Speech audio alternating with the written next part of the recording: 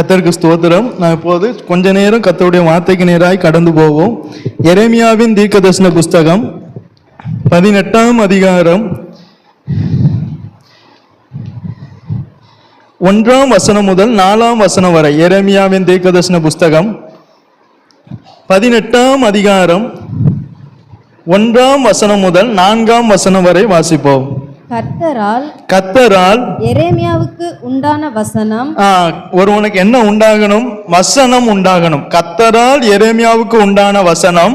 நீ எழுந்து குயவன் வீட்டிற்கு போ, அங்கே என் வார்த்தைகளை உனக்கு தெரிவிப்பேன் என்றார். அப்படியே நான் குயவன் வீட்டிற்கு போனேன். எப்படியே இயேசு போன்னு சொன்னார்.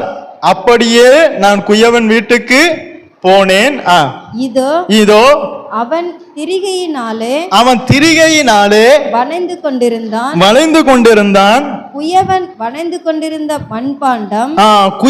வளைந்து கொண்டிருந்த மண்பாண்டம் அவன் கையிலே கெட்டு போயிற்று. அப்பொழுது அதை திருத்தமாய் செய்யும்படிக்கு தன் பார்வைக்கு சரியாய் கண்டபடி குயவன் அதை திரும்ப வேறே பாண்டமாக வளைந்தான். இந்த எரேமியாவினிடத்துல கர்த்தர் பேசினார். எரேமியா சிறு பிள்ளை. எரேமியா யாரு? சிறு பிள்ளை, பேச அறியாதவன். ஆனா அவனிடத்திலையும் கர்த்தர் என்ன செஞ்சார்? பேசினார். இவன் ஒரு ஆசாரிய குடும்பத்தை சேர்ந்தவன். எரேமியா யாரு? ஒரு ஆசாரிய குடும்பத்தை சேர்ந்தவன். படிப்பெல்லாம் போடல, ஒரு ஆசாரிய குடும்பத்தை சேர்ந்தவன். இவனுடைய தீர்க்கதரிசனம் எல்லாம் நேர்மையாகவும் கண்டிக்கிறதாகவும் இருக்கும். இவனுடைய தீர்க்கதரிசனம் எல்லாம் நேர்மையாகவும் கண்டிக்கிறதாகவும் இருக்கும். சிறுபிள்ளை, பேச அறியேன் என்று சொன்னவனை இவனுடைய தீர்க்கதரிசனம் எல்லாம் நேர்மையாகவும் கண்டிக்கிறதாகவும் இருக்கும். ஆனா இவர் யாரு? சிறு பிள்ளை. ஆனா இவனுக்கு கர்த்தர் ஒரு அழைப்பு கொடுத்தார். எரேமியா 1ஆம் அதிகாரத்தை எடுங்க, 7ஆம் வசனமும் 8ஆம் வசனமும் வாசிங்க. இவனுக்கு கொடுக்கப்பட்ட அழைப்பு என்னன்னு பாருங்க. எரேமியா 1ஆம் அதிகாரம் 7ஆம் வசனம் 8ஆம் வசனம். ஆனாலும் கர்த்தர் நான் சிறு பிள்ளை என்று நீ சொல்லாதே. நான் உன்னை அனுப்புகிற எல்லா இடத்திலும் நீ போய் நான் உனக்கு கட்டளையிடுகிறவைகளை எல்லாம் நீ பேசுவாயாக. இதுதான் அவனுக்கு கொடுக்கப்பட்ட அழைப்பு. வேற எந்த ஒரு அழைப்பும் அவனுக்கு கொடுக்கப்படல. அவனுக்கு கொடுக்கப்பட்ட அழைப்பு, எரேமியாவே, நான் உனக்கு ஒரு சில காரியத்தை கட்டளையிடுவேன். நீ அந்த கட்டளையிடப்பட்டவைகளை எல்லாம் நீ என்ன செஞ்சா போதும்? பேசினா போதும். இதுதான் அவனுக்கு கொடுக்கப்பட்ட அழைப்பு. எரேமியாவுக்கு இன்னொரு பெயர் கண்ணீர் விடும் தீர்க்கதரிசி. எரேமியாவுக்கு இன்னொரு பெயர் என்னது? கண்ணீர் விடும் தீர்க்கதரிசி. ஒரு ஜனம் பாவம் செய்ய பார்த்தா கண்ணீர் வரும். அவன் கண்ணிலிருந்து என்ன வரும்? கண்ணீர் வரும். அதனாலதான் இந்த எரேமியாவுக்கு பேர் என்னது? கண்ணீர் விடும் தீர்க்கதரிசி. இப்ப இவனுக்கு ஒரு அழைப்பு கொடுத்த. என்ன அழைப்பு? நீ நான் உனக்கு கட்டளையிட்டதெல்லாம் நீ போய் பேசணும். இத பேசுனா ஃபுல் உத்தரவாதம் அவனுக்கு யாரு? கர்த்தர். அந்த 1ஆம் வசனத்துல இருக்கும் பாருங்களேன். எரேமியா 1ஆம் அதிகாரம் 18ஆம் வசனத்தை வாசிங்க. 18ம் 13. இதோ தேசம் அனைத்துக்கும் யூதாவின் ராஜாக்களுக்கும் அதன் பிரபுக்களுக்கும் அதன் ஆசாரியர்களுக்கும் தேசத்தின் ஜனங்களுக்கும் எதிராக நான் உன்னை இன்றைய தினம் அரணிப்பான பட்டணமும். அப்ப இவனுக்கு யாரு எதிரா இருந்தாலும் பரவாயில்ல, நான் எங்க இருக்கணும்னு நினைச்சான்? கர்த்தர் பட்சத்துல. அதான உண்மை. இங்க யார்? ராஜாக்கள், ஆசாரியர்கள், பிரபுக்கள், தேசத்து ஜனங்களுக்கெல்லாம் எதிராக நின்று இவன் தீர்க்கதரிசனம் சொல்லணும். இவன் என்ன செய்யணும்? தீர்க்கதரிசனம் சொல்லணும். அவங்களுக்கு முன்பாக இவனை அரணிப்பான பட்டணமும் இருப்பு தூணும் வெண்கல அலங்கமா மாத்தி நிக்க வச்சிருக்கார். அதனால இப்படி நிக்க வச்சுட்டு அவர் சொன்னா அவர்கள் உனக்கு விரோதமாக யுத்தம் பண்ணுவாங்க. ஆனா அவங்க ஆனாலும் உன்னை மேற்கொள்ள மாட்டாங்க. காரணம் உன்னை ரட்சிக்கும்படிக்கு நான் அப்ப கர்த்தர் கட்டளையிட்டதெல்லாம் அப்படியே நாம பேசினா நமக்கு ப்ரொடெக்ஷன் பாதுகாப்பு எங்க இருக்கு? கர்த்தர். அவன் செய்ய வேண்டிய வேலை என்னது? ஒரே ஒரு வேலை, கர்த்தர் கட்டளையிட்டதை அங்க வாங்கி அப்படியே இங்க பேசணும். இதுதான். அது ராஜாவானாலும் சரி, ஆசாரியன் ஆனாலும் சரி, ஜனம் ஆனாலும் சரி, அது என்ன செய்யணும்? பேசிதான் ஆகணும். பேசுனா உன்னை ரட்சிக்கும்படிக்கு நான் உன்னுடனே கூட இருக்கிறேன். எப்போதுமே நீங்க கர்த்தர் கட்டளையிட்டதை ஒருத்தருக்கு நீங்க சொல்லும் போது உங்களை கர்த்தர் என்ன செய்வார்? கண்டிப்பா நடத்துவார். உங்களை கர்த்தர் கண்டிப்பா போஷிப்பார், கண்டிப்பா ஆசீர்வதிப்பார். ஏன்னா நீங்க என்ன செஞ்சீங்க? கர்த்தர் கட்டளையிட்டபடியெல்லாம் பேசினா போதும். இந்த ஒரே ஒரு அழைப்பு தான் எரேமியாவுக்கு கர்த்தர் கொடுத்தார். அதை அவர் செஞ்சதுனால அவருக்கு யாரு கூட இருந்தார்? கர்த்தர் கூட இருந்தார். புரியுதா? இப்போ பிரசங்கத்துக்குள்ள வரும். எரேமியா 18ஆம் அதிகாரத்துல சிறுபிள்ளை என்று சொன்ன எரேமியாவுக்கு கர்த்தருடைய வார்த்தை உண்டாகி, கர்த்தருடைய வசனம் உண்டாகி, அவர் எரேமியாவோடு பேசினார். எரேமியாவே, நீ குயவன் வீட்டிற்கு போ. நீ எங்க போகணும்? குயவன் வீட்டிற்கு போ. அங்கே நான் உனக்கு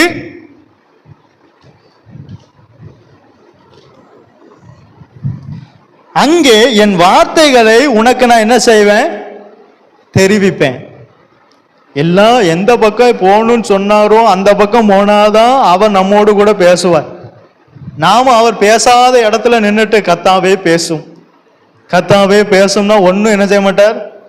பேச மாட்டார். இயேசு குயவ வீட்டுக்கு போகணுங்கிறார். அங்க இருந்துதான் அவன் அங்கிட்ட பேசுவாங்க. அப்ப நாம குயவ வீட்டுக்கு போனாதான் கர்த்தர் நம்ம கிட்ட பேசுவார். அது வரைக்கும் பேச மாட்டார். இப்ப எரேமியா அப்படியே குயவன் வீட்டிற்கு போனான். அங்க ஒரு காட்சி காந்தார். ஒரு குயவன் மண்பாண்டத்தை என்ன செய்தார்? வளைந்து கொண்டிருந்தார், உருவாக்குதார். நம்ம எல்லாம் கர்த்தர் என்ன செஞ்சிருக்கார்? உருவாக்கியிருக்கார். இந்த மண்பாண்டம் எதுல இருந்து வரும்? மண்ணினால வரும். மண்ணினால உருவாக்கப்பட்ட பாத்திரமானது என்ன செஞ்சுட்டு? கெட்டு போயிற்று. என்ன செஞ்சுட்டு? கெட்டு போயிற்று. இது கெட்டு போக காரணம் என்ன? அதே வசனத்துல இருக்க பின்பாகம். அப்பொழுது அதை திருத்தமாய் செய்யும்படிக்கு தன் பார்வைக்கு சரியாய் கண்டபடி. அப்ப முதல்ல குயவன் தான் அதை உருவாக்கினார். அப்பயும் இது கெட்டு போகுது. இப்ப இது குயவன் மேல மிஸ்டேக்கா, உருவாக்கப்பட்ட மண் பாத்திரத்தின் மேல மிஸ்டேக்கா? குயவன் தான் உருவாக்கினார். அந்த பாத்திரம் கெட்டு போயிற்று. அதை திருத்தமா செய்யும்படிக்கு வேற பாண்டமா செய்தார். அப்ப இது குயவன் மேல உள்ள மிஸ்டேக்கா, மண்பாண்டத்தின் மேல உள்ள மிஸ்டேக்கா? சொல்லுங்க சொல்லுங்க. குயவன் மேல இல்ல. இவன் கூட கரெக்டா சொன்ன. யார் மேல மிஸ்டேக்? மண்பாண்டம். ஏன்? இப்போ நீங்க நான் ஒரு உதாரணம் சொல்றேன். இப்போ நம்ம பிள்ளைகள் இருக்கு, பெற்றோர்கள் நல்லா தான் வளர்த்திருப்பாங்க, ஆனா அந்த பிள்ளை கெட்டு போகுது. காரணம் யாரு? பெற்றோர் நல்லா தான் வளர்த்திருப்பாங்க, ஆனா அந்த பிள்ளை கெட்டு போக காரணம் யாரு? இப்ப வசனத்திலிருந்தே சொல்றேன். இளைய தகப்பன் இருந்தார். தகப்பனுக்கு 2 பிள்ளைகள் இருந்தது. 2 பிள்ளைகளுமே நல்லா தான் வளர்த்தார், 2 பேருக்குமே சரிசமா தான் கொடுத்தார். ஆனா ஒரு பிள்ளை கெட்டு போகுது. காரணம் யாரு? தகப்பனா? எப்படிங்க? இங்க குயவன்கோ, அங்க தகப்பன் இல்லைங்கோ. அது எப்படி அங்க தகப்பன் இல்லாம போகும்? தகப்பன் தான் கொடுத்தாரு, அவர் தானே கெடுதலை உண்டாக்குனாரு இல்லையா?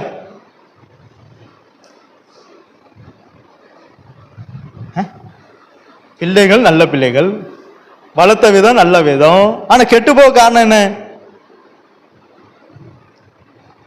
அது யார் பார்வைக்கு சரியானபடி நடக்கல? தன் பெற்றோர் சொன்னதுக்கு கீழ்ப்படிஞ்சு நடக்காததுனால அது கெட்டு போகுது. சரிதானே? நான் சொல் சரிதானே? வளர்த்தது சரி, ஆனா அந்த பிள்ளை கெட்டு போக காரணம் அந்த பிள்ளை பெற்றோர் சொன்னதுக்கு கீழ்ப்படிஞ்சு செய்யாததுனால அது கெட்டு போகுது.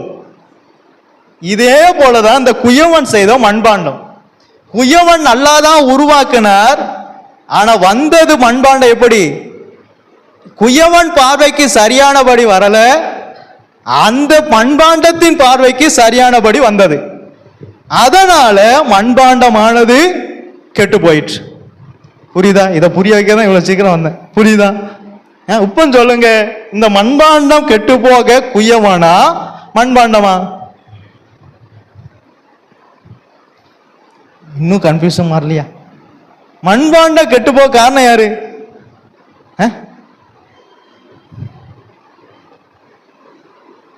மண்பாண்டம் கெட்டு போக காரணம் யார்? இப்ப சில பிள்ளைகள், சில பெற்றோர் நல்லா வளர்த்துருப்பாங்க, ஆனா அந்த பிள்ளைகள் கெட்டு போகும் காரணம் என்ன? நல்ல ஜபிக்கிற பெற்றோராக தான் இருப்பாங்க, நல்ல ஆவிக்குரிய பெற்றோராக தான் இருப்பாங்க, ஆனா அந்த பிள்ளைகள் கெட்டு போகும் காரணம் என்ன? பெற்றோரா? இல்ல, பிள்ளை தன் பெற்றோர் பார்வைக்கு சரியானபடி வரல. இந்த மரத்தினுடைய சாறு அங்க வந்தாதான் அது என்ன செய்யும்? நல்ல கனிகளை கொடுக்கும்.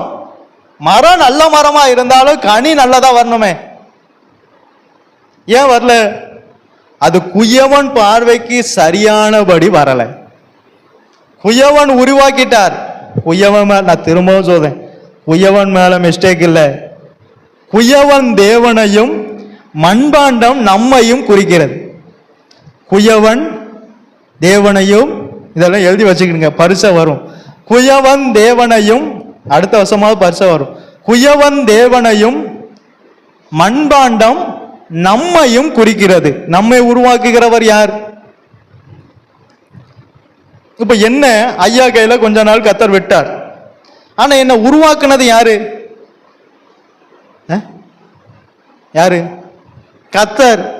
கத்தர் ஐயா மூலம் என்ன செஞ்சார்? உருவாக்கினார். உருவாக்கப்பட்ட பாத்திரம் யார் பார்வைக்கு சரியானபடி வரணும்? கத்தர் நம்ம யாரையுமே வெறுமையா இருக்க உருவாக்கவே இல்லை. அப்போ நீங்க கொசம இடத்துக்கு நீங்க போனீங்கன்னா நல்ல மண்பாண்டத்தில் என்னெல்லாமோ செஞ்சு வச்சிருப்பான். தண்ணி பிடிக்கிறதுக்கு நல்ல சட்டி, மீன் குழம்பு வைக்க ஒரு சட்டி, என்னெல்லாமோ செஞ்சு வச்சிருப்பான். டிசைன் டிசைனா இருக்கா இல்லையா? அது எல்லாத்தையுமே என்ன உண்டு? பிரயோஜனம் உண்டு. அவன் உருவாக்கி வச்சது எதுவுமே பிரயோஜனப்படாம இருக்குமா? ஏதாவது ஒரு காரியத்துக்கு அது என்ன செய்யும்? கண்டிப்பா பிரயோஜனப்படும். நம்மளே சொல்லுவோமா, சிறு துரும்பும், அந்த சிறு துரும்ப தூக்கி தூரப்போன்னு சொல்லுவோமா? தாத்தா இந்த கொஞ்சம் இந்த பல்ல மட்டும் குத்தி, அப்படிதான் சொல்லுவோம். அது கூட எதுக்கு உதவுது? எங்கேயோ இருந்து வராததெல்லாம் எடுக்க அது உதவுது. அதே போலதான் இங்க இருக்கிற நம்ம எல்லாருமே கத்தர் உருவாக்கி இருக்கார், காரணம் இல்லாம உருவாக்கல. எல்லாருக்குமே உருவாக்கப்பட்ட விதங்கள் ஒண்ணு இருக்கு. ஆனா இந்த பண்பாண்டம் கெட்டு போக காரணம் என்ன? உருவாக்குன குயவனுடைய பார்வைக்கு சரியானபடி இது வளைந்து கொடுக்கல. புரியுதா? நம்ம எல்லாருமே உருவாக்குனது கத்ததான், ஆனா நாம கெட்டு போக காரணம் உருவாக்குன கத்தருக்கு ஏற்றால் போல நாம வளைந்து கொடுக்கல. அவர் உருவாக்கணும்னு நினைக்காரு, நாம எப்படி நிக்கும்? இப்போ ஐயா என்ன ஏசுவாங்க, நான் இப்படி நின்றுந்தோம்னா உருவாக்கப்பட்டிருப்பேனா? கண்டிப்பா முடியாது. அதனால்தான் தாவீது சொன்ன, நான் உபத்திரவப்பட்டது எனக்கு நல்லது நல்லது. நான் இப்படி நின்றுந்தோம்னா உருவாக்கப்பட முடியாது. நீங்க நிப்பீங்க, அது எனக்கு தெரியாது. ஆனா நான் நின்றுந்தோம்னா நான் உருவாக்கப்பட்டிருக்க மாட்டேன். இதே போலதான் கத்தர் ஒருவனை உருவாக்குனார்னா அவன் வளைந்து கொடுக்கணும். கத்தருடைய கரத்துல மட்டும் நாம இருந்தா போதாது, கத்தர் நம்மள உள்ளங்கையில வரைஞ்சிருந்தா போதாது. அந்த உள்ளங்கையில வரைஞ்ச நோக்கத்தை நிறைவேற்றுவதற்கு நாம வளைந்து கொடுக்கணும். அதற்கு நாம ஒப்பு கொடுக்கணும்.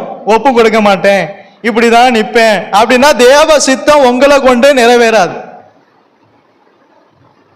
இப்படி தெரிஞ்சா நாங்க அப்பளையே போயிருப்போமே. தேவ சித்தம் இப்போ நீங்க ஆதியாகமம் 2ஆம் அதிகாரம் 7ஆம் வசனமும் 8ஆம் வசனமும் வாசிங்க. ஆதியாகமம் 2ஆம் அதிகாரம் 7ஆம் வசனமும் 8ஆம் வசனமும் வாசிங்க. தேவனாகிய கர்த்தர் தேவனாகிய கர்த்தர் மனுஷனை பூமியின் மண்ணினாலே உருவாக்கி அப்ப அவனை யாரு? உருவாக்கப்பட்ட மனுஷன் உருவாக்கி ஜீவ சுவாசத்தை அவன் நாசியிலே ஊதினார். மனுஷன் ஜீவாத்மாவானான். தேவனாகிய கர்த்தர் கிழக்கே ஏதேன் என்னும் ஒரு தோட்டத்தை உண்டாக்கி தாம் உருவாக்கின மனுஷனை யார? தாம் உருவாக்கின. அதனால்தான் சொன்ன உருவாக்குவது தேவன், யார? மனிதனை, நம்மை. கொய்யவன் தேவன், மண்பாண்டம் நாம். உருவாக்கின மனுஷனை அதிலே வைத்தார். எதுல? ஏதேன்ல வச்சார், தோட்டத்துல வச்சார். எங்க வச்சார்? தோட்டம் என்றால் சபை. ஒருவனை சபையில் கர்த்தர் உருவாக்கி வச்சிருக்கார். சபையில கர்த்தர். இப்ப நான் ஒரு கேள்வி கேட்கேன். இப்ப இந்த ஆதாம் கெட்டு போனானா நல்லா இருந்தானா? உருவாக்கப்பட்ட மனுஷனை தான் சபையில வச்சார். அப்ப சபையில இருந்து கூட ஒரு ஆத்மா கெட்டு போக வாய்ப்பு இருக்கு. இல்லைன்னு சொல்ல முடியாது, இருக்கு. தேவனால உருவாக்கப்பட்டு தேவனுடைய சத்தத்தை கேட்டு அவ்வளவு ஞான, ஒவ்வொரு மிருகத்துக்கும் ஒவ்வொரு பேர் வைக்கக்கூடிய அவ்வளவு ஞானத்தை பெற்ற ஆதாமே கெட்டு போக வாய்ப்பு இருந்ததுன்னா இந்த அற்பமான இந்த சபையில இருந்து நாம கெட்டு போக வாய்ப்பு இருக்காதா? கண்டிப்பா இருக்கும். ஏன் கெட்டு போச்சு? தேவன் சொன்னதுக்கு ஆதாமும் ஏவாளும் என்ன செய்யல? வளைந்து கொடுக்கல. தேவன் இருந்தார், இங்கேயும் ஊழியக்காரர் இருக்கார். ஆனா சொல்றதுக்கு வளைந்து கொடுக்க மாட்டுக்கோ. நான் வளையணுமா? நான் யாரு தெரியுமா? எங்க சொல்லுங்களேன். நாம் அப்படிதான் இருக்கோம். இதுக்கு நான் கீழ்ப்படியணுமா? நான் எவ்வளவு ஸ்டேட்டஸோட வாழ்ந்தவன், எனக்கு எவ்வளவு சொத்து இருக்கு தெரியுமா? அது எங்க செல்லாது? நீங்களாம் அப்படிதான் நினைக்கல. நீங்க பார்க்காத பார்த்தா நாங்க அப்படிதான் உட்கார்ந்து இருக்க மாதிரி இருக்கு. அது எங்க செல்லாது? தேவனிடத்துல செல்லாது. அப்படியானால் அந்த மண்பாண்டா கண்டிப்பா கெட்டு போகும். அது தேவன் கையில இருந்தாலும் சரி, உள்ளங்கையில நம்மளை வரைஞ்சே இருந்தாலும் அது கெட்டு போயிருக்கும். அது என்ன செஞ்சிருக்கும்? இப்போ நம்ம யாருக்காவது நான் கர்த்தருடைய கரத்துல இருக்கோன்னு நமக்கு என்ன வரும்? சே, நம்மளை கர்த்தர் அவருடைய கரத்துல வச்சு அதெல்லாம் வாசிக்கும் போது நமக்கு என்ன தோணும்? அது நல்லது, கர்த்தருடைய கரத்துல இருக்கும், மிகப்பெரிய பாக்கியம். ஆனா அங்க எப்படி இருக்கும் அது தெரியுமா? நம்ம அந்த வசந்த கர்த்தர் என்ன கரத்துல வச்சிருக்கா, உள்ளங்கையில என்ன வரைஞ்சி வச்சிருக்கா. யாரு? கர்த்தர். நல்லதுதான், உண்மைதான், நான் ஏற்றுக்கொள்றேன், அது வசனம். ஆனா அந்த கரத்துல நாம எப்படி இருக்கோம் அது தெரியுமா? எதுக்காக வரைஞ்சி வச்சார்? இந்த வரைஞ்சு வச்ச நோக்கத்தை நிறைவேற்றுவதற்காக தான் வரைஞ்சு வச்சார். அதுக்கு நாம ஒப்பு கொடுத்திருக்கோமான்னு பார்த்தோமா? நாம கர்த்தருடைய கரத்துல இருக்கவங்க தான் பார்ப்போம். கர்த்தருடைய கரத்துல கெட்டு போய் இருக்கோமா? நாம வேற பாண்டமா நம்மளை வளைஞ்சிட்டு வாராரான்னு தெரியுமா? ஆனா கேட்டா நான் கர்த்தருடைய கரத்துல இருக்கேன் பாத்துக்கங்க, அதுல ஒரு சந்தோஷம், அது நல்லது. நாம அதான் தப்பந்தோம். ஒரு சின்ன வசந்த புடிச்சிட்டு அதுல எப்படி இருக்கும்? இப்போ வண்டி இருக்கு, வண்டி இருக்குன்னு சந்தோஷப்படுவோமா? வண்டி நல்லா இருக்குன்னு சந்தோஷப்படுவோமா? சொல்லுங்க.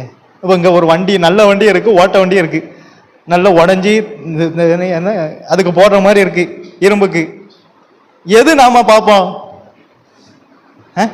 ரெண்டுமே இங்கதான் இருக்கு, இதே தோட்டத்துக்குள்ளதான் இருக்கு, இதே காம்பவுண்டுக்குள்ளதான் இருக்கு. ஆனா ஒண்ணு நல்லா இருக்கு, ஒண்ணு கெட்டு போயெல்லாம் இருக்கு. ஆனா ரெண்டுமே இங்கதான் இருக்கு. இதே போலதான் நாமளும். அது நமக்கு தெரியுமா? சொல்லுங்களேன். கர்த்தருடைய கையில இருக்கோம்னு சந்தோஷப்படுவான், நல்லது. ஆனா கர்த்தருடைய கையில எப்படி இருக்கோம், அதுதான் முக்கியம். இங்க உருவாக்கப்பட்ட மனுஷனை கர்த்தர் வச்சார். உருவாக்கப்பட்ட மனுஷனை நீங்க ரோமர் 9:20 என்ன சொல்றதுன்னு பாருங்களேன். ரோமர் 9ஆம் அதிகாரம் 20ஆம் வசனத்தை வாசிங்க. அப்படியானால் மனுஷனே தேவனோடு எதிர்த்து தர்க்கிக்கிற நீ யார்? தேவனோடு எதிர்த்து தர்க்கிக்கிற நீ யார்? உருவாக்கப்பட்ட வஸ்து உருவாக்கினவனை நோக்கி நீ என்னை ஏன் இப்படி உண்டாக்கினாய் என்று சொல்லலாமா? ஐயா, அவர் நல்லாதான் உருவாக்கினார். நீங்க ஆதியாகமத்துல 1ஆம் அதிகாரம் 31ஆம் வசனத்தை வாசிங்க. ஆதியாகமம் 1ஆம் அதிகாரம் 31ஆம் வசனத்தை வாசிங்க. அப்பொழுது தேவன் தாம் உண்டாக்கின எல்லாவற்றையும் பார்த்தார். எல்லாத்தையுமே உண்டாக்கினார், எல்லாவற்றையும் பார்த்தார். அது எப்படி இருந்தது?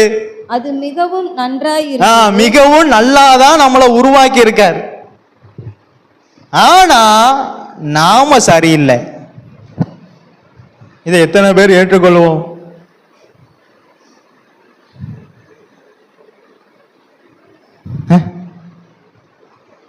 ஆதாம் என்ன சொல்லலாம்? கர்த்தாவே, இனி ஏன் இப்படி உருவாக்கினீர்? நீர் என்னை இந்த தோட்டத்துல வைக்கலனா நான் என்ன செஞ்சிருக்க மாட்டேன், கெட்டு போயிருப்பானா? அப்படி சொல்லலாமா? ஏன்னா அவன் அப்படி சொல்லக்கூடாது. உருவாக்கின வஸ்து உருவாக்கின நோக்கி என்னை ஏன் உருவாக்கினீர் என்று சொல்லக்கூடாதான்.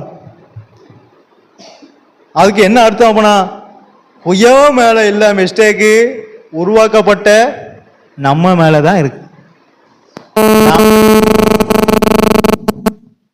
நாம கெட்டு போனா அதுக்கு அவர் என்ன செய்வாரு?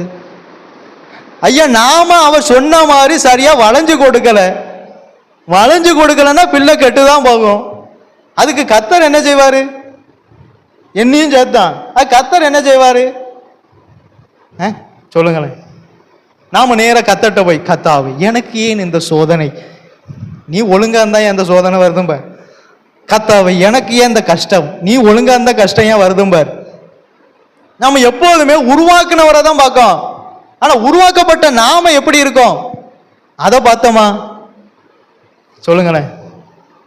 இப்போ லோத்து கெட்டு போக காரணம் யாரு? கர்த்தரா? அவனுக்கே ஒரு பாடத்தை கற்றுக் கொடுக்கணும் அவனை பிரிச்சார். இவன் ஆபிரகாமுனையே ஒட்டிட்டு கிடக்கான், இவனுக்கு வேற வேலையே இல்லை. இப்படி இருந்தான்னா இவன் என்ன செய்ய மாட்டான், சார்ந்து கொள்ள மாட்டான். ஆபிரகாம் கூடயே போறான், ஆபிரகாம் கூடயே ஆடு மேய்க்கான், ஆபிரகாம் அந்த மேய்ப்பர் கூடயே போறான். இவன் இப்படி போனோம்னா எங்க வர மாட்டான், பரலோகத்துக்கு வந்து சேரவே மாட்டான். அப்படின்னு பார்த்துதான் இவன் என்ன சார்ந்து இருக்கணும் தான் அவனை பிரிச்சார். யாரை விட்டு? ஆபிரகாமை விட்டு. ஆனாலும் அவன் என்ன செஞ்சான்? தன் பார்வைக்கு சரியானபடி போனானே அல்லாமல் குயவன் பார்வைக்கு சரியானபடி போகலை. அதனால அந்த பாத்திரம் கெட்டு போச்சு. இப்போ சொல்லுங்க, லோத்து மிஸ்டேக்கா கர்த்தரா? லோத்து. ஏன் ஐயா? கர்த்தர் முன்னையே சொல்லிட்டு பிரிச்சுட்டார். பிரிச்ச பிறகு கர்த்தருடைய வழியில போகாம இன்னும் நான் என் வழியில தான் போவேன், அது கர்த்தருடைய தோட்டத்தை போல இருக்கு, அது எகிப்த போல இருக்கு, நான் அங்கதான் போவேன்னு நம்ம போனோம்னா கர்த்தர் என்ன செய்யும்? மண்பாண்டம் கெட்டுதான் போகும். அது உருவாக்கலாம் படாது, அது சரியா எல்லாம் திரும்ப வளைக்க மாட்டார். வளைப்பதற்காக தான் இங்கேருந்து பிரிச்சார். வளைப்பதற்காக தான் ஆபிரகாமிட்ட இருந்து பிரிச்சார். ஆனா ஆபிரகாம் பாருங்க வளைஞ்சு கொடுக்காம பாருங்க, ரெண்டு பேரும் பிரிஞ்சாங்க. லோத்து உடனே கண்ணை ஏறத்து பார்த்தாச்சு. நம்மளும் எல்லாத்துலையும் என்ன செய்வோம், உடனே முடிவு எடுத்துருவோம். இந்த உடனே முடிவு எடுக்க தெரியுமா, அதெல்லாம் ஆபத்துல தான் முடியும். உண்மைதான், உடனே டிசைன் பண்ணிடுறது. அது கர்த்தருடைய தோட்டத்தை போல இருக்கு, நான் அங்க போய் செட்டில் ஆக போறேன். அது கர்த்தருடைய தோட்டம், ரொம்ப கவனமா இருக்கணும் பாருங்க.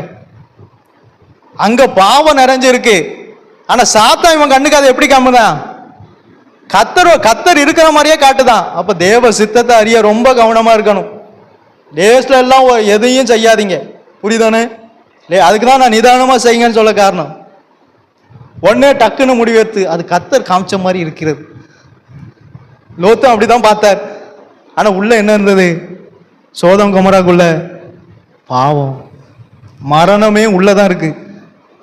எதுக்குள்ள? எந்த கத்தோடைய தோட்டம்னு சொன்னானே அதுக்குள்ளதான் மரணம் இருந்திருக்கு. சாத்தான் அப்படியும் காட்டுவான். சாத்தான் அதான் சொல்றேன், மனுஷனுக்கு தோண்டுகிற செம்மையாய் தோண்டுகிற வழி உண்டு. அது அவன் பார்க்கும்போது செம்மையா தெரியுது. அப்பா இது கத்தர் வாய்க்க பண்ணதுதான், இதை என்ன செய்யலாம், நேர இங்க பெயர வேண்டியதான் அப்படி செம்மையா தெரியுது. ஆனா உள்ள போனா அம்புட்டும் வழி எங்க போகுது? நரகத்துக்கு போகுது. பரலோகத்துக்கு போற வழியே காணும். உள்ள போனா கெட்டு போயிடுச்சு.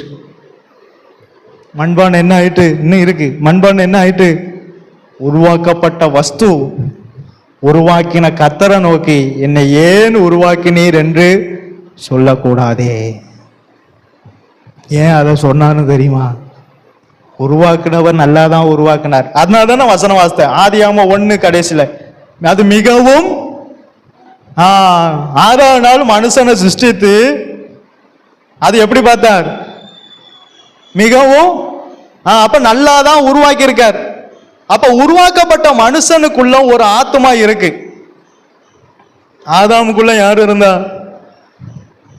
அதே போல ஒருத்தன் உருவாக்கப்பட்ட அவனுக்குள்ள ஒரு ஆத்மாவையாவது சம்பாதிக்கக்கூடிய கிருபை இருக்கு.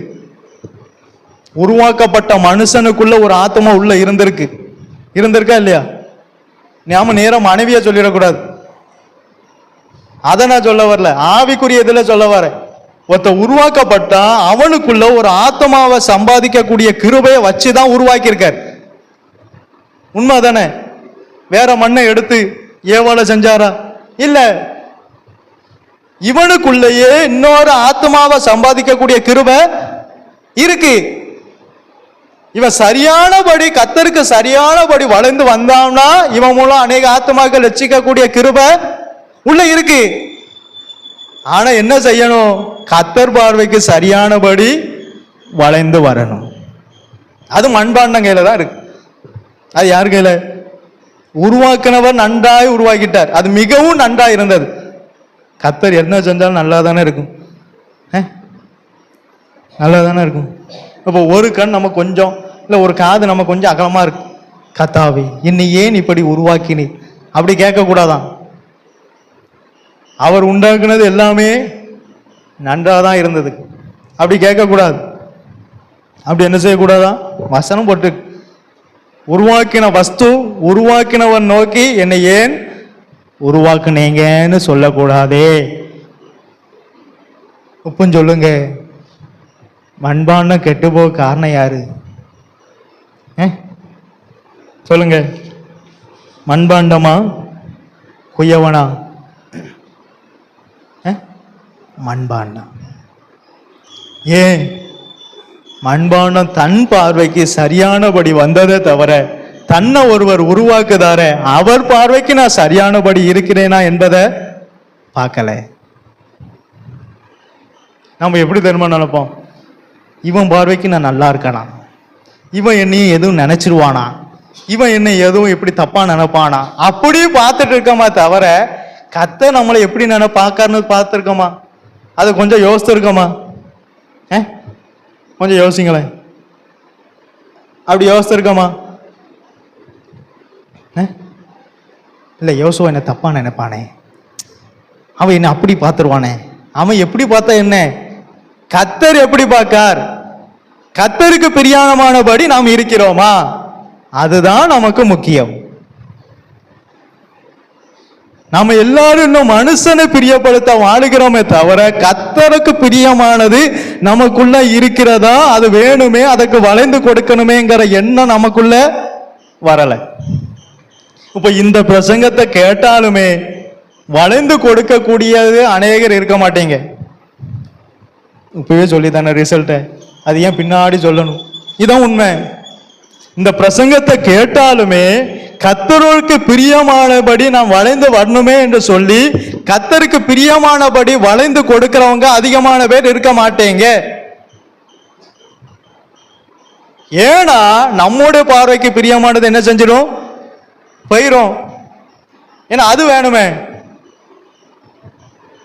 ஐயா, கர்த்தர் பார்வைக்கு பிரியமானபடி நீங்க வாழணுமா? என் தம்பி பார்வைக்கு, என் மாப்பிள்ளை பார்வைக்கு, என் அக்கா பார்வைக்கு, என் அண்ணன் பார்வைக்கு, அவள் பார்வைக்கு அவர் ஏதாவது சொல்லிடுவாரு, இவர் ஏதாவது சொல்லிடுவாரு, அவர் என்ன அப்படி நினைப்பாரு, இவர் என்ன இப்படி நினைப்பாரு, அவர் அதுக்கு வரமாட்டாரு, இவர் இதுக்கு வரமாட்டாரு. யாரு என்ன செய்ய போகுது? கர்த்தர் தான் வரணும். கானாவூர் கல்யாண வீடானாலும் சரி, எவிருவினுடைய மரண வீடானாலும் சரி, வருகிறவர் வந்தா எல்லாம் என்ன செய்யும்? மாறும். மனுஷன் வந்தோன்னு எல்லாம் மாறாது. கல்யாண வீடானாலும் சரி, மரண வீடானாலும் சரி, வருகிறவர் வரணும். அவர் வந்தாதான் குறைவு மாறும். அவர் வந்தாதான் நம்மளே சொல்லுவோமே, அவன் கொடுத்து நமக்கு என்ன ஆக போறது இல்லை, ஒன்று நிறைய போறது சொல்லுவோமா இல்லையா? பொதுவாக சொல்லுவோமா இல்லையா? சொல்லுங்க. சொல்லுவோம். அந்த குறைவெல்லாம் நிறைவாக்குறது யாரு? கர்த்தர் தாங்க வரணும். இல்லை என் கல்யாணத்துக்கு அவர் வரமாட்டாரே, இவர் வரமாட்டாரே, அப்போ அவரும் போவார், நாமளும் அவர் பின்னாடியே எங்கே போகணும்? அங்கே தான் போகணும். யார் வரணும்? கர்த்தர் வரணும். யார் வரணும்? கர்த்தருக்கு பிரியமானபடி நீ நடந்தால் உன் கூட யார் இருப்பா? கர்த்தர் இருப்பார். அதான் வேணும். எரேமியாவே, உன்னை ரட்சிக்கும்படிக்கு நான் உன் கூட இருக்கேங்க. எவ்வளோ பெரிய பாக்கியம் பாருங்க. அத்தனை பேர் கூட இல்லாத கர்த்தர் இந்த எரேமியா கூட இருக்கார். சிறு பையன், இவன் கூட கர்த்தர் இருக்காரா? எப்படி? கர்த்தர் ஸ்டேட்டஸ் பார்க்கலாமா? கர்த்தர் ஸ்டேட்டஸ் பார்க்கலாமா இல்லையா? இப்போ உங்க வழிக்கே நான் வரேன். கர்த்தர் ஸ்டேட்டஸ் பார்க்கலாமா இல்லையா? பீட்டர், கர்த்தர் ஸ்டேட்டஸ் பார்க்கலாமா? இவன் சின்ன பையன், இவ்வளோ பெரிய தேவன்னா, இவன் கூட போய் நான் இருக்கவா? இவன் கூட நான் இருக்கலாமா? அப்படி அவர் ஸ்டேட்டஸ் பார்த்தாரா? அங்க ராஜாக்கள் இருக்காங்க, அங்க ஆசாரியர்கள் இருக்காங்க, அங்க தேசத்து ஜனங்கள்லாம் அங்க இருக்காங்க. ஆனா கர்த்தர் அங்க இல்ல. கர்த்தர் இவன் கூட தான் இருக்கார். ஏன்? உருவாக்கப்பட்டவனுக்கு ஏற்றால் போல வளைந்து கொடுத்தது யாரு? இவன் தான், அவங்க இல்லை. எத்தனை பேர் இருந்தாலும் உருவாக்கப்பட்ட தேவனுக்கு பிரியமானபடி வளைந்து கொடுக்கிற ஒருவன் இருந்தாலும் போதும், அவன் கூட கர்த்தர் இருப்பார். அவன் எங்க இருந்தாலும் அவன் கூட கர்த்தர் இருப்பார். நீங்க ஒரு வசனத்தை வாசிங்க, எபேசியர் 5ஆம் அதிகாரம் 10ஆம் வசனத்தை வாசிங்க. பவுல் என்ன சொல்றாருன்னு பாருங்க.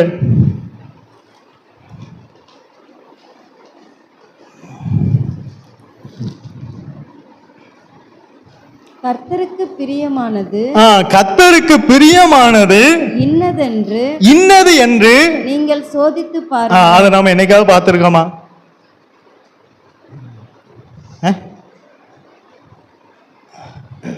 என்னைக்காவது பார்த்துருக்கோம். அப்போ ஒரு உதாரணமாக சொல்றேன். இப்போ இவனுக்கு என்ன பிடிக்கும் பாஸ்டர் அப்படிங்கிறது நமக்கு, இப்போ நம்ம வீட்டில் உள்ளவங்களுக்கு இது பிடிக்கும் பிடிக்காதுன்னு நமக்கு தெரியுமா தெரியாதா? ரசம் வச்சா விஷம் மாதிரி இருக்கும், இது இவருக்கு பிடிக்காது. சாம்பார் வச்சா பாம்பார் மாதிரி இருக்கும், இதுவும் இவருக்கு பிடிக்காது அப்படின்னு யாருக்கு தெரியும்? வீட்டில் உள்ளவங்களுக்கு தெரியுமா தெரியாதா? இதே போலதான் தேவனுடைய பிள்ளைகளாகிய நமக்கு கர்த்தருக்கு பிரியமானது இன்னதென்று நாம சோதித்து பார்க்கணுமா? அது தெரிஞ்சிருக்கணும். கர்த்தருக்கு இது பிரியமா அப்படி நம்ம பார்ப்போமா? உண்மையை சொன்னா நம்ம முக்காவாசி எப்படி தெரியுமா பார்ப்போம்? அவங்க நம்மளை விட்டு போயிடுவாங்களே, இவர் என்னை விட்டு போயிடுவாரே, ஒருத்தனும் வரமாட்டானே, பின்னாடி ஒருத்தனும் என்ன செய்ய மாட்டான். நான் திரும்பவும் சொல்றேன், நீங்க கர்த்தர் பட்சத்தில், கர்த்தர் உங்க பட்சத்தில் இருந்தா வராத மனுஷனும் அன்னைக்கு வருவான். நாம அவனையே நாடி போறதுதான் தப்பு. உண்மைதான், உண்மைதாங்க. இயேசு வரணும். மரியாள் எங்க இருந்தா? இல்லை இனி அவர் வரமாட்டார்ப்பா, நாம ஜனங்களோட போவோம், மாத்தாள் மாதிரி இருந்தாளா? இல்லை, கர்த்தர் பட்சத்துல மரியாள் இருந்தாள். மரியாள் பட்சத்துல கர்த்தர் இருந்தார். மரியாளுக்கு ஒண்ணு நோன கர்த்தர் வந்தார். யார் வந்தா? கர்த்தர் வந்தார். மாத்தாள் எங்க இருந்தா? ஜனங்களோட இருந்தா. மரியாள் மட்டும்தான் கத்தர் பாதத்துல இருந்தா. அவளுக்காண்டி தான் கத்தர் வந்தார். புரியுதா?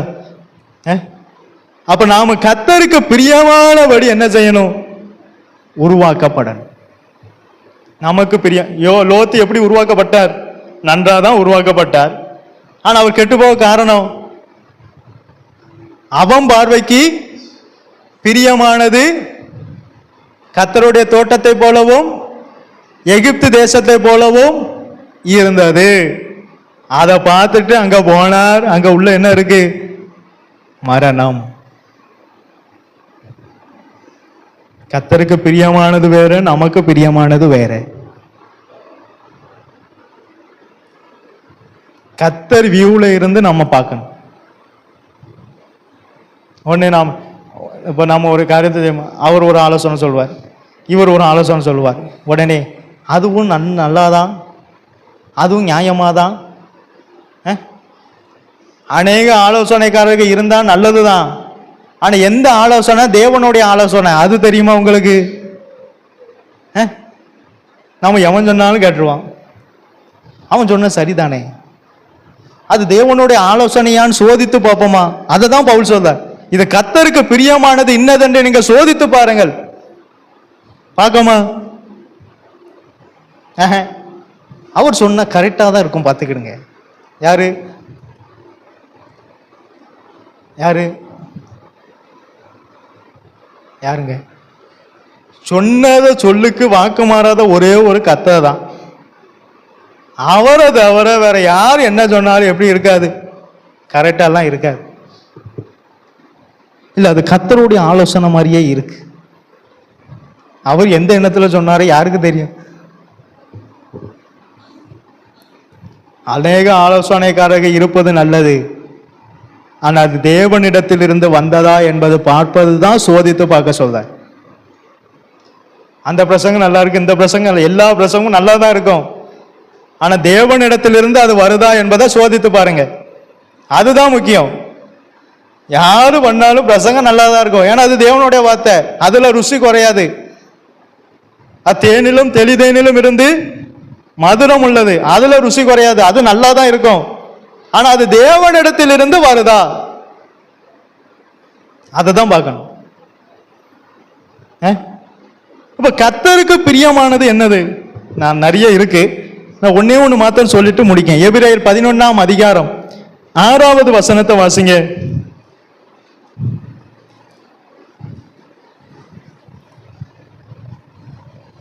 விசுவாசம் இல்லாமல் விசுவாசம் இல்லாமல் தேவனுக்கு பிரியமாயிருப்பது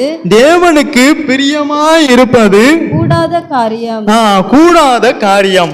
முதலாவது உருவாக்கப்பட்டவனிடத்தில் முதலாவது தேவனுக்கு பிரியமாய் இருக்க வேண்டியது என்னது? என்னது?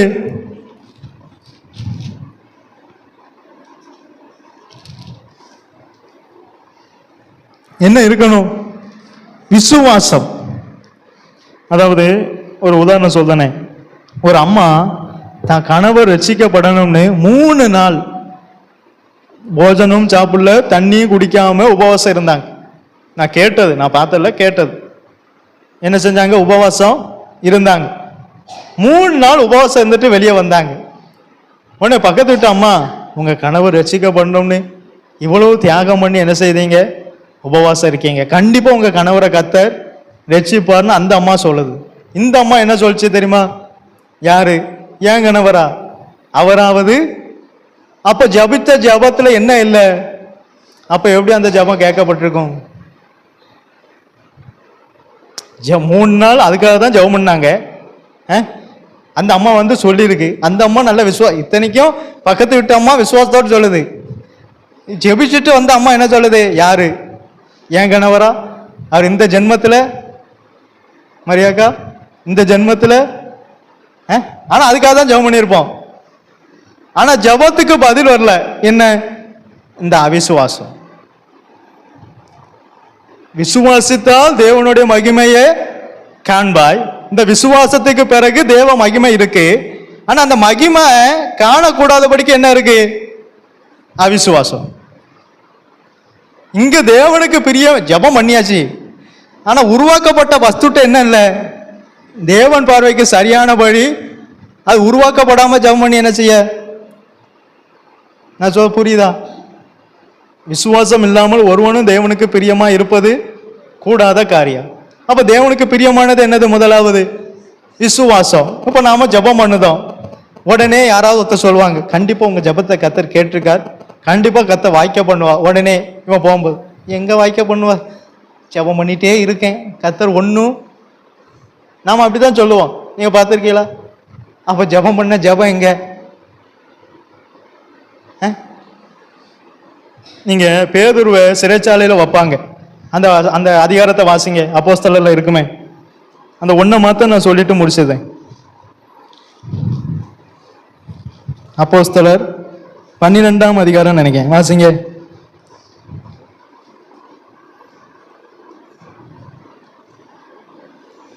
அஞ்சாம் வசனத்தை வாசிங்க. அப்படியே பேதுரு சிறைச்சாலையிலே காக்கப்பட்டிருக்கையில் பேதுரு சிறைச்சாலையிலே காக்கப்பட்டிருக்கையில் சபையார், யாரு சபையெல்லாம் ஊழியக்காரர் என்ன செய்யணும்? கல் எடுத்து அறியணும். அப்படி இல்லை, இந்த சபை என்ன செஞ்சாங்க? அவனுக்காக. யாருக்காக?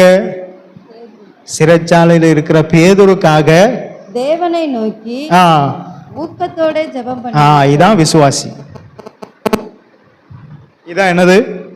மற்றதெல்லாம் உண்மைதான். பேதுரு சிறைச்சாலை வைக்கப்பட்டாரு, நமக்கு நன்றாய் வசனத்தை போதித்தவரை, நம்ம நன்றாய் தேவனுக்கு நேராய் நடத்தினவரை அவர் சிறைச்சாலையில வச்சுட்டாங்களேன்னு கேட்ட போது சபையெல்லாம் என்ன செஞ்சாங்க? அவரை வச்சா வச்சுட்டு போட்டோம், நாம என்ன செய்வோம்? பசாம படுத்து தூங்கி நாளைக்கு நடக்க வேண்டிய வேலையை பார்ப்போம், அது எதுக்கு நமக்கு அந்த அக்கறை அப்படின்னு இருந்தாங்களா? நாமன்னா கூட்டத்தோடு கூட்டமா என்ன செய்வோம்? கோயந்தா போட்டுருவோம். ஆனா அவங்க அப்படி இல்லை பாருங்க, அவங்க ஊக்கமா ஜெபிக்காங்க. சபைக்கு மிக மிக வேண்டிய விசுவாசி யாரு தெரியுமா? ஒன்னு நோன ஊக்கமா ஜெபிக்க வாராங்க தெரியுமா? அவங்க தான் வேணும். இப்ப இந்த கூட்டத்தில் இன்னும் நடந்தது வார சொல், அவங்க தான் வேணும். சரி, இப்ப ஜெபிச்சாச்சு. இப்போ 11ஆம் வசனத்தை வாசிங்க. பேதுருவுக்கு தெளிவு வந்தபோது, பேதுருக்கு தெளிவு வந்தபோது ஏரோதின் கைக்கும் யூத ஜனங்களின் எண்ணங்களுக்கும் என்னை விடுதலையாக்கும்படி. அப்ப சில எண்ணங்களுக்கும் நம்மளை விடுதலையாக்கணுமா? வசனத்துல இவ்வளவு ஆழம் இருக்கு. மனுஷனுக்கும் நம்மளை விடுதலையாக்கணும், அவன் சிந்திக்கிற எண்ணங்களுக்கும் நம்மளை கத்தர். அப்ப மனுஷனுடைய நினைவு எல்லாம் எப்படி இருக்கு? நித்தமும் பொல்லாததா இருக்கு. அவனுடைய எண்ணங்களுக்கும் கூட அவனை விடுதலை ஆக்கிட்டார் பாருங்க. இத்தனைக்கு யூத ஜனம், யூதர் யாரு? தேவனை போல உள்ளவங்க, சொந்த ஜனம். அவங்களுடைய எண்ணங்களுக்கும் இவங்களை விடுதலையாக்கும்படிக்கு கர்த்தர் தம்முடைய தூதனை அனுப்பினார் என்று நான் இப்பொழுது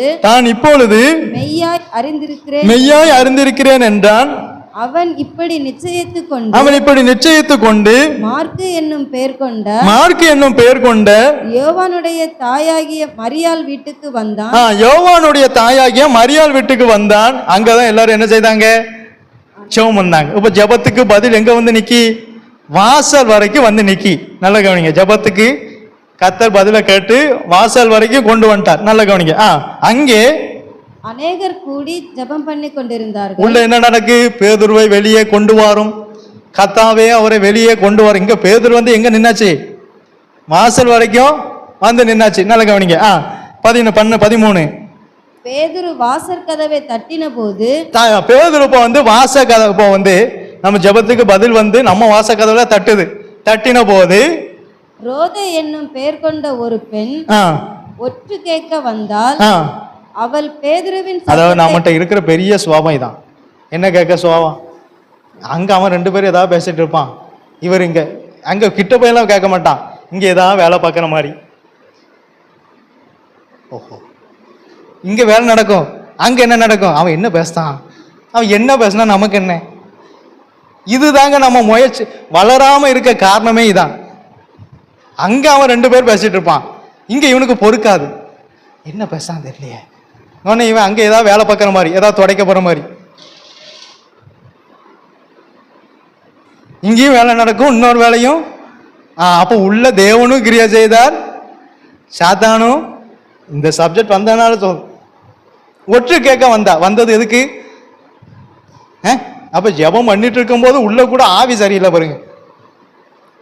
ஜெபம் நல்ல ஊக்கமா ஜெபிச்சு அந்த ஜெபத்துக்கு பதில் வருது, ஆனா உள்ள இருக்கிற ஆவி சரியில்லையே. ஒற்று கேட்க வந்தாள். அவள் பேதுருவின் சத்தத்தை அறிந்து சந்தோஷத்தினால் கதவை திறவாமல் உள்ளே ஓடி, சந்தோஷத்துல என்ன திறக்கலையா, கதவே திறக்காத அளவுக்கு இவனுக்கான் தான் ஜெபம் பண்ணிட்டு இருக்காங்க. இவன் எப்பண்டா வெளியே வருவான் தான் ஜெபம் பண்ணிட்டு இருக்காங்க. ஆனா சந்தோஷத்துல என்ன செய்யல, கதவை திறக்காம உள்ள ஓடி.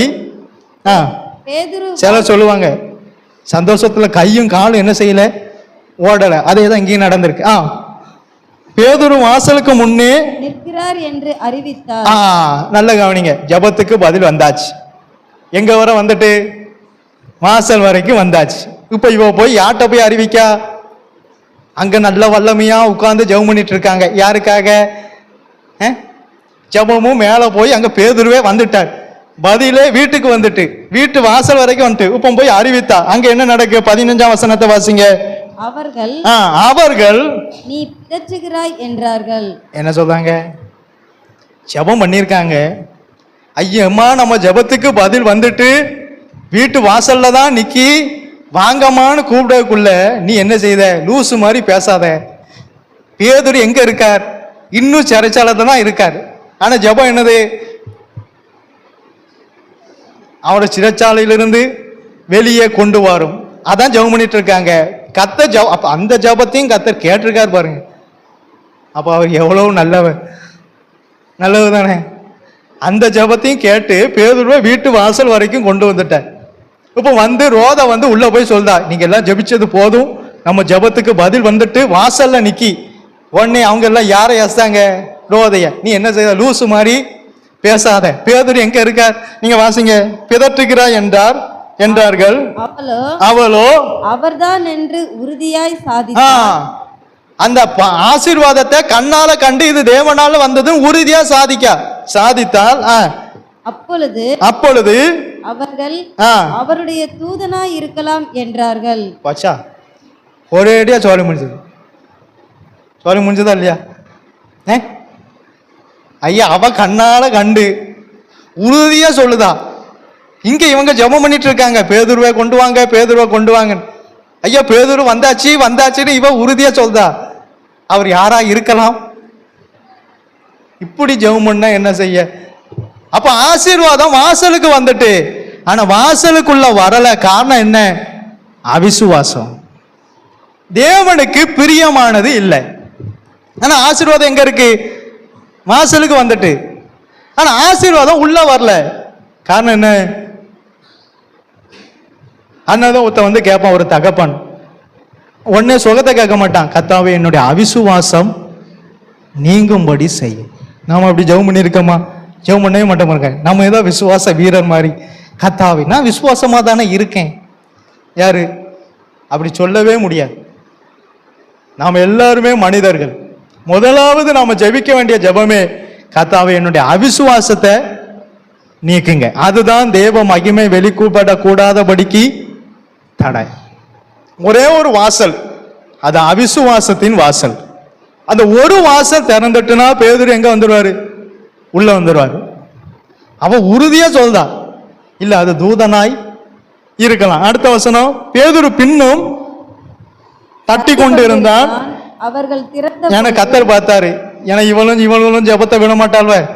சரி, ஆசீர்வாதத்தையாவது எப்படியோ உள்ள என்ன செஞ்சிருவான், விட்டுருவான் அப்படின்னு ஆசீர்வாதத்தை உள்ள அனுப்பிட்டார்.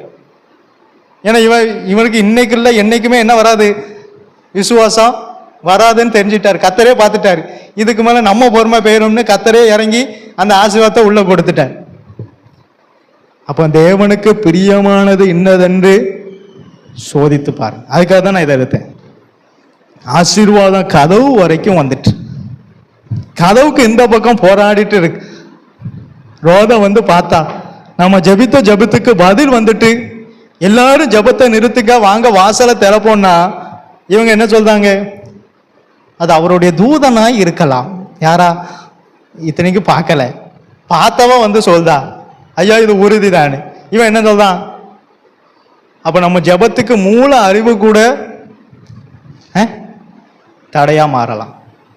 மூளையை யூஸ் பண்ணா பாருங்க, அது யாரா இருக்கலாம். ஒண்ணு என்ன செஞ்சிருக்கோம், சரி எதுக்கும் போய் பார்ப்போம், இவன் சாதிக்கா வாசலை திறந்து கொஞ்சம் போய் என்ன செய்வோம் பார்ப்போம்னு பார்த்தாளா, அவன் தட்டிட்டே இருந்ததுனால தான் என்ன செஞ்சிருக்கு, கதவே திறந்திருக்கு. இல்லைன்னா கதவு இந்த வருஷத்துல திறந்திருக்காது. காரணம் என்ன இருக்கு? தேவனுக்கு பிரியமில்லாத அவிசுவாசம். தேவனிடத்தில் சேருகிறவன் அவர் உண்டென்றும் தம்மை தேடுகிறவர்களுக்கு பதில் அளிக்கிறவர் என்றும் அந்த விசுவாசமே இல்லாம ஊக்கமாய் ஜெபிச்சிருக்காங்க. இதுக்கு பேர் தான் விசுவாசின்னு பேர் வச்சதே கர்த்தர். நமக்கெல்லாம் நமக்கு விசுவாசம் இருக்குங்கிறதுனால விசுவாசிங்கிற பேர் வரல, விசுவாசமே இல்லாததுனால தான் நமக்கு என்ன பேர் வந்தது, விசுவாசிங்க. நீங்க நல்லா பாருங்க, உலகத்தான் கூட நல்லா நம்புவான். நம்மள கத்தட்ட நம்ம ஒரு வார்த்தையை சொல்லுங்க, யாருக்கு? எனக்கா? கத்தரா? நம்பவே மாட்டாம இருங்க. அதுக்காக தான் நமக்கு என்ன பேரு, விசுவாசி. அப்படியாவது விசுவாசி, அப்படியாவது என்ன செய், விசுவாசி. நமக்கு விசுவாசமே இல்லைன்னா தான் கத்த நமக்கு பேர் வச்சது என்னது, விசுவாசி. அந்த விசுவாசி என்ன செய்தாங்க, ஊக்கமா ஜெபிச்சாங்க. ஊக்கமா ஜெபித்தது எதுல ஜெபிச்சாங்க, விசுவாசி தான் ஜெபிச்சாங்க. ஆனா விசுவாசம் இல்லாம ஜெபிச்சாங்க. புரியுதா? புரியுதா? அப்ப ஜெபம் பண்ணும் போது கூட தேவனுக்கு பிரியமான விசுவாசம் இருந்து ஜெபம் பண்ணா ஆசீர்வாதம் கண்டிப்பா. தேவனுக்கு பிரியமானது இன்னதென்று சோதித்து பாருங்க. இப்ப அந்த பாண்டை கெட்டு போனதை பார்த்த உடனே குயவன் ஒரு கிருபையின் காலத்தை கொடுத்து திரும்பவும் அதை வேறே பாண்டமா யார் பார்வைக்கு, எப்போ இளையகுமாரனுக்கு புத்தி தெளிந்த போது, புத்தி தெளிந்த போது அவன் அதுக்கப்புறம் எப்படி வந்தான், தகப்பன் பார்வைக்கு சரியானபடி வளைந்தான். அவன் ஒன்றும் செய்ய வேண்டாம், அவருக்கு பிரியமானது என்னதுன்னு பார்த்து அதற்கு ஏற்றால் போல நம்மளை வளைந்து கொடுத்தா போதும். அதுக்கு ஏற்றார் போல வளைந்து கொடுத்தா போதும். அவர் நம்மளை என்ன செய்வார், ஆசீர்வதிப்பார். போதுமா? சீக்கிரம் முடியும், எனக்கு இங்கே தூக்கம் வருது அப்படிங்க. போதுமா? யாராவது போதும்னு சொல்லுங்க, இல்லைன்னா இவர் முடிக்க மாட்டார் அப்படின்னு யாராவது சொல்றாங்க. போதுமா? போதும். இதுக்கு வேண்டி ஃபர்ஸ்ட் எனக்கே தூக்கம் வந்துருன்ட்டான்.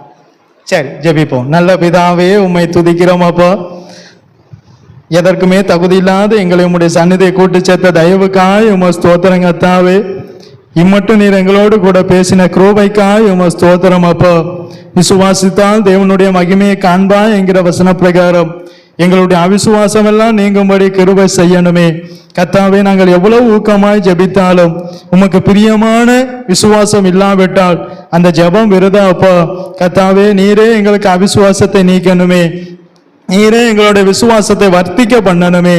உம்முடைய பார்வைக்கு சரியானபடி நாங்கள் வளைந்து கர்த்தாவே எங்களை முழுமையா எங்களை நீர் மாற்றி கர்த்தாவே உம்முடைய சித்தத்தின் பிரகாரம் நாங்கள் செய்ய எங்களுக்கு கிருபை தாரும். எங்களை நீரே ஆசீர்வதியும். உம்முடைய நாம மாத்திரம் மகிமைப்படட்டும். இயேசுவின் நாமத்தினால் ஜெபங்கேலும் ஜீவனுள்ள நல்ல பிதாவே.